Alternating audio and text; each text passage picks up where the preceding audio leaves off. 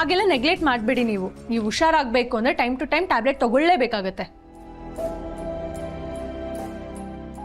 ನೀನು ಹೀಗೇ ನನ್ನ ಜೊತೆ ಇರಬೇಕು ಅಂದರೆ ನಾನು ಬೇಗ ಹುಷಾರಾಗಿ ಏನು ಪ್ರಯೋಜನ? ನಿನ್ನ ಸೇವೆನ ಮಾಡಿಸ್ಕೊಡೋ ಅದೃಷ್ಟ ನನಗೆ ತುಂಬ ಬೇಕಾಗಿದೆ. ಅದಕ್ಕೆ ಎಷ್ಟು ಟ್ಯಾಬ್ಲೆಟ್ಸ್ ತಗೊಂಡ್ರು ನಾನು ಹೀಗೇ ಇರ್ತೀನಿ. ಸರಿ, ನೀವು ರೆಸ್ಟ್ ಮಾಡಿ, ತಗೊಳ್ಳಿ. Thank you.